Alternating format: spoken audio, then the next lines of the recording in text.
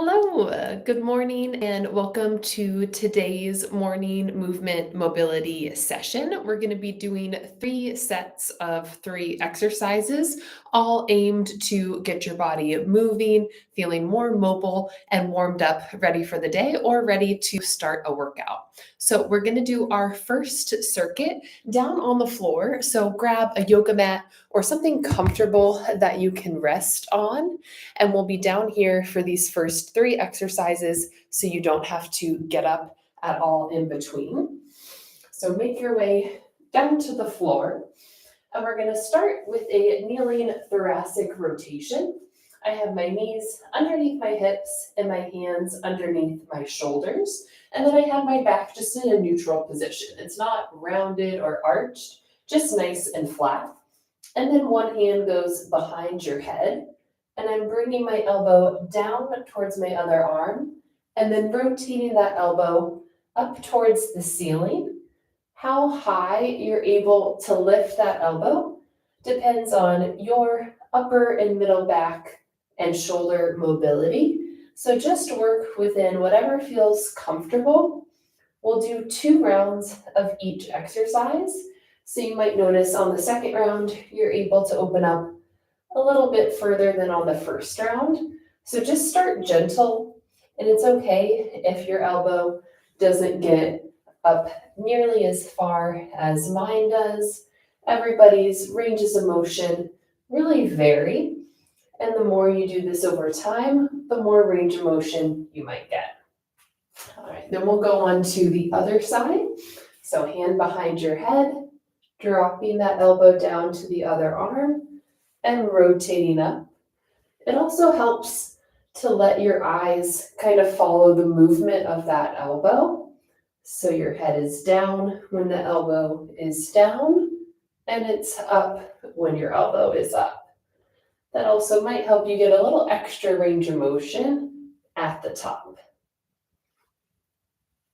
And so again, this is called a thoracic rotation, as it's working that thoracic mobility, also called our T-spine, that upper middle area of your spine.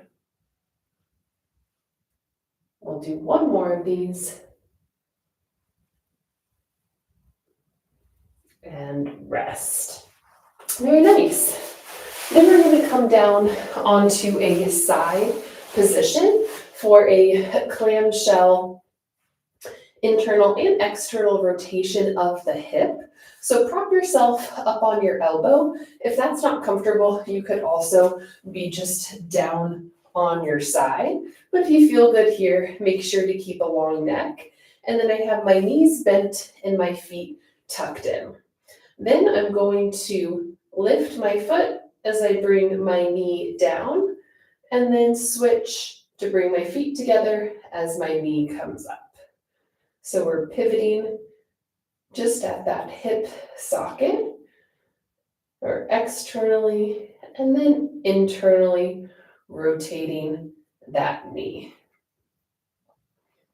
And so the most important thing isn't how high your foot gets or anything like that. It's really that there's this movement of your femur in your hip socket, bringing that knee down and inward, and then opening it back up.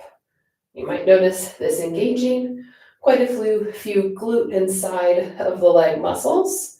Those are the muscles controlling that movement. We'll just do one more. And then you can get to your other side by rolling over or by flipping. Find that nice supported position on your shoulder. I like to have my hand on my hip. Yours could be on your stomach or in front of you. And make sure you have those feet tucked up against you. Then you're going to open up and bring that knee back down. Open up and bring the knee back down. This is one that takes a little bit of coordination, so it might take a few tries until that feels more of a natural movement.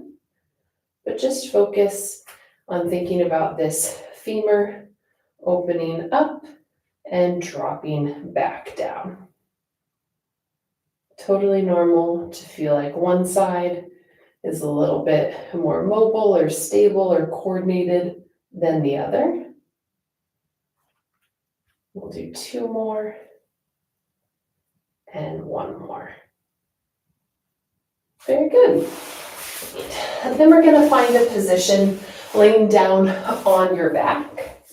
And so for this one, you're going to start with one knee bent and then the other leg straight. And then you're going to think about raising it up with a straight leg, then starting to bend the knee, and then straightening back out. It's kind of like a reverse bicycle stroke, if you can think about that. And we're doing this really controlled, not speeding through it.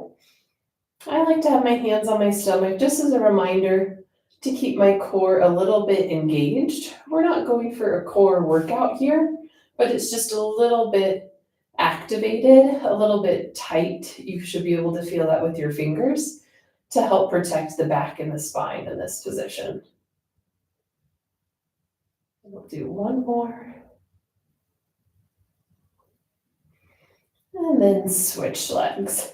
So again, I'm taking this leg straight out, up. Then once it's up as far as it can get, I bend the knee to tuck it back in and reach back out.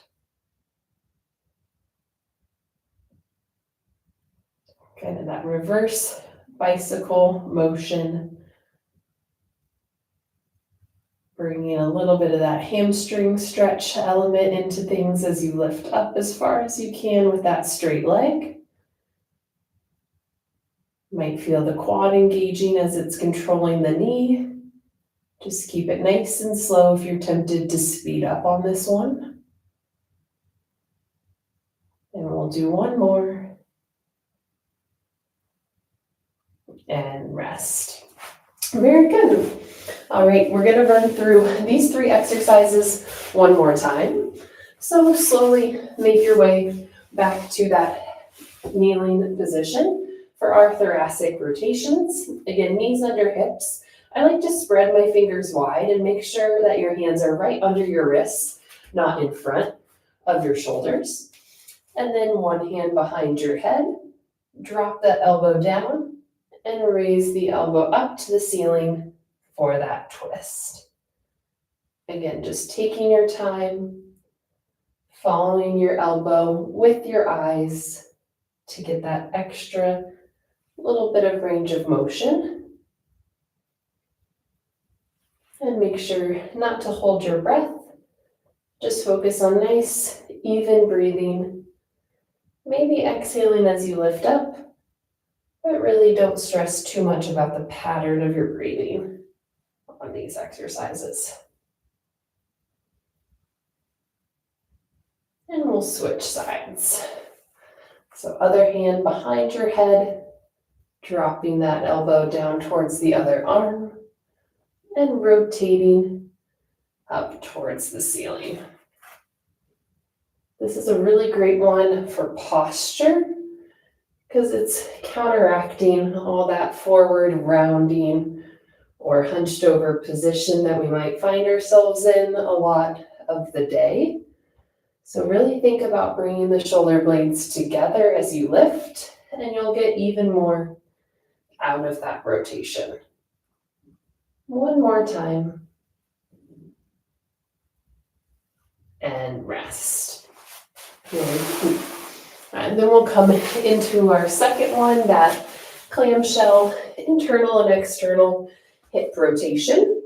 Again, propped up on that elbow, a little bit of tightness in the core, and my hips and knees are bent with those feet tucked in. Then tap the toes together as you drop the knee down and raise it up, thinking about that moving, coming from within the hip, and try not to open or close your torso while you do this. Keep everything really still and stable so that the movement is really isolated in the hip. And you might start to feel some of those glute muscles kick on. That's what's doing the movement part of this. We'll do one more. And then switch sides. Give you a moment to get over in that position. Thinking about a nice long neck. If you ever notice your neck holding tension, try to tuck the chin and look down at the edge of your yoga mat. And then make sure these feet are tucked in as we start that rotation. Also want to make sure you're not arched at the back, so make sure to keep that core engaged just a little bit. Really with any movement, whether it's something of daily life or an exercise, just making sure that you're not really flared at the rib cage and putting strain in that lower back is a good thing to stay conscious of. And maybe seeing if you can open up that hip a tiny bit more than you did the first round. And last one. And rest. Very good. Alrighty. And then find your way back onto your back, resting your head down and having those knees bent. A little bit of tightness in your core. And then choose whichever leg you want to start with. I'm going to do the leg that I did second. Straightening, bringing that foot up till you feel a hamstring stretch. Then bending the knee, tucking the leg in, and reaching it back out. Resisting the urge to use momentum on this one and keeping it nice, smooth, controlled, almost like you're moving that leg through water. Might help you visualize slowing down so that we're engaging those muscles to go through the whole movement, not just using momentum to get the movement done. We'll do one more on this side. And then rest, take a breath, and then we'll start on the other side. Again, that kind of reverse bicycle motion. This is a great one if you're limited with mobility at the knee. This is nice because it's an unloaded way to work that through a good range of motion. Also gets the hip moving in a different way than we did with the clamshell movement. And a little passive hamstring stretch, a little quad activation. So a lot of different things. And overall, just a nice relaxing one.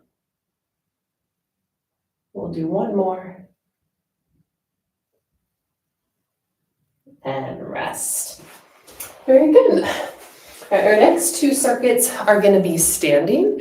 So go ahead and find your way up to a standing position. And our first one, we're going to need to be up against a wall. If you don't have a wall, that's totally okay. And you can just do this to the space around you, just standing wherever you are. And I'm going to stand with my heels just about an inch away from the wall, and then starting with my elbows tucked in at the side. Then I'm going to reach up and straighten out the elbows, and then bring them all the way back down. Reaching up. And so the goal is to keep the hands, elbows, and arms close to the wall. But you might notice that as you straighten your arms, it's much harder for you to do so, or you have to have your hands a bit away from the wall. That's totally okay. You can just work within whatever range of motion is comfortable. And then over time, without arching your back, you can see if you can reach those arms a little bit straighter up while staying close to the wall. And we'll do one more.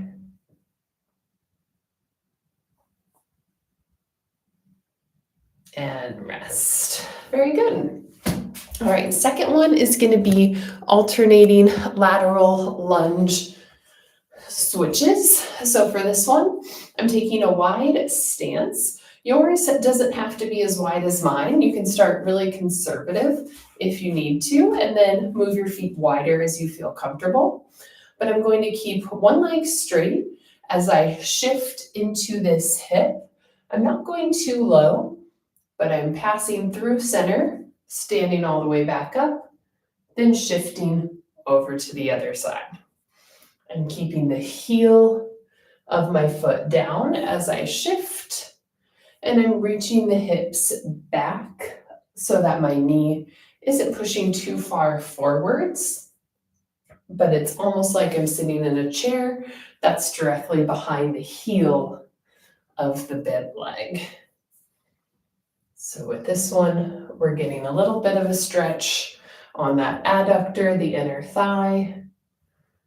Also a bit of a strength exercise as it is like a lateral lunge, just without any weight and a little bit less range of motion. We'll do one more and rest. Very nice. Then we'll bring it up for one more wrist/shoulder mobility. I'm gonna have my hands flexed as I stand with my arms straight out in front of me. And then I'm gonna try to rotate my pinkies towards each other and then away from each other. So I'm keeping my arms mostly straight and my hands mostly flexed. And so don't force that range of motion, just like always, just rotate whatever amount you naturally and comfortably can get.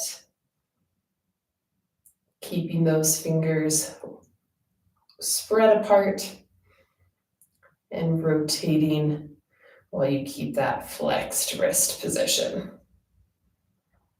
We'll do one more and rest. Very good. All right, take a moment and we'll go through that circuit one more time. So again, wall angels will be our first one, finding your way against a wall, heels just about 1 foot away, and then having just, again, that light tightness in the core so that we're not arching at the lower back. Have those elbows tucked to the side, and then reach arms straight up and pull the elbows back to the sides. Reaching straight up overhead and drawing them back down. You can think a little bit about stretching at your lat. That's this muscle underneath the armpit. Thinking about stretching and then squeezing it as you pull the arms back down. Thinking straight elbows at the top. Making sure to breathe. Seeing how close you can get your arms to your ears at that top extended part of the movement. And one more. And rest. Good. Then we'll go back to our lateral lunge switches. Again, finding that moderately wide stance. And then we're going to shift the hip as we keep the other leg straight and come back through center, alternating sides. Standing tall. I usually like to collapse my hands in front of my body. It helps a little bit with counterbalance. You could also have your hands on your hips if you found that comfortable. Could also just have your hands reaching out in front of you. But our big focus is on shifting the weight to the side as you sink down, not too far, but just till you feel a comfortable stretch on the inside of that leg. We'll do two more. One more. And rest. Very good. Alrighty, then we'll bring it back to our wrist and shoulder mobility with our hands in that flexed position. Then I'm rotating pinkies towards each other and then away from each other as I keep that flexed position. You might really feel that work your wrist, kind of top of hand muscles. They're often not used to being in this position, let alone holding it. So if you need to relax that flexed position throughout the movement, that's totally okay. Or take breaks. Just do whatever bit of movement your body, your muscles, your joints can handle. We'll do 2 more. And then rest. Good. And we're on to our last circuit, which is going to start with a B stance squat or an 80-20 squat. Don't worry, this is going to have a short range of motion, so it's not going to feel too challenging, but I'm going to stand with my feet starting hip distance apart, then taking one of them just an inch or two back and keeping the heel off the ground. This is going to have a staggered stance, and then I'm going to reach my butt back and down as I lower down maybe halfway and come back up to the top. This staggered stance just alters the position of the hips and changes really how everything feels on the legs, at the knee, at the ankle. Takes a little bit more balance on that supporting leg. And we won't do too many of these, just one more for this side. And then come back to feet parallel. Move your other foot back into that kickstand position. And then we'll lower back and down for that squat. You might notice some creaks or some pops or crackles in your knees or different joints. As long as there's no pain with that, that's totally okay. Just make sure that you're not pushing the range of motion too far if you are feeling pain, or think about reaching the hips back to relieve a little bit of pressure off of the knees. We'll do one more. And rest. Very good. Alrighty, then our second one is going to be back to upper body mobility with a prisoner hands open and close. So I have my hands behind my head, and then I'm going to bring elbows as close together as I can, and then spread them apart as far as I can. So alternating between that closed and open position. I don't have my fingers tightly interlocked. They're really just kind of touching at the fingertips, or my fingers are slightly overlapping, because we want to avoid pulling on the neck and the head.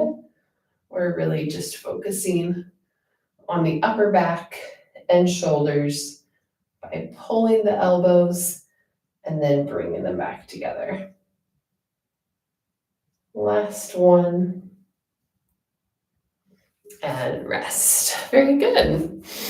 And then our last one is going to be just a static stretch for the hips. And so for this one, I'm going to have 1 foot forward, 1 foot back, and I have my heel lifted off the ground with this back foot. And then it's nice to have a little bit of balance support if you need it on this one. You can definitely do it without, but feel free to use that. And then we want to do a pelvic tilt. So it's the opposite of an arch. We're tucking the hips under, and then we're gonna push the hips and the knee a little bit forward to unlock a little stretch in that hip flexor. You don't have to go too far. This is even using a little bit of balance to hold this position. And just take a breath in and out. One more. And then we'll switch sides. So 1 foot backward, that heel is lifted off the ground. I'm tucking my hips under and then pushing them forward to get a little bit of a stretch on the front of the hip at that hip flexor. Really what makes the difference is tucking the hips in order to get that stretch. And take one breath in and out, and hold it for one more breath in and one more breath out. Very nice. Alrighty, we'll run through these one more time and then you'll be finished. So starting with that B stance squat, 1 foot on that kickstand split stance position. And we're just gonna go for 5 on each side. Squatting down, keeping that kickstand position, reaching the hips back as if you have a chair behind your feet you're trying to sit down towards. You can go a little further down than the first time if you want, but don't take these too deep. Just a nice halfway squat position. Good. And then we're going to switch sides. So find that other split stance position. And then when you're ready, we'll squat down and up for 5. We've got 2 more. And 1 more. And rest. Great. All right, 2 exercises to go. First one, that prisoner hands, open and close, bringing the elbows together, spreading them apart. And with this one, you might be tempted to arch into that lower back, especially when you pull the elbows apart. But make sure to keep all of that movement in the upper back, not arching into your lower back. We'll do 3 more. 2. And last one. Very nice. And we'll finish with 1 more hip flexor stretch on each side. Again, grabbing that wall balance if you need it. Have most of your weight in this front leg and then your heel lifted off the ground. Tuck the hips and then push them forward to unlock that hip flexor stretch. And again, take 2 breaths.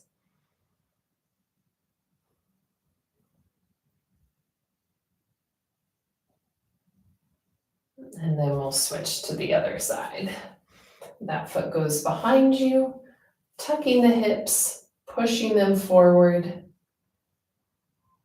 And 2 breaths.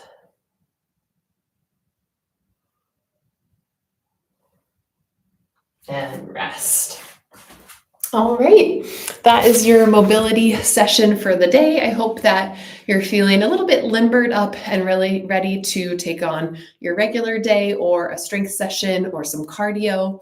If you want to see more information from me, I post things on @HelloStrengthSeniors over on Instagram. And there's also ways there in the link that's in the bio to support these videos or to reach out for me if you have any requests for more chair mobility or other types of sessions. Just let me know, and we will see you next week for more morning mobility.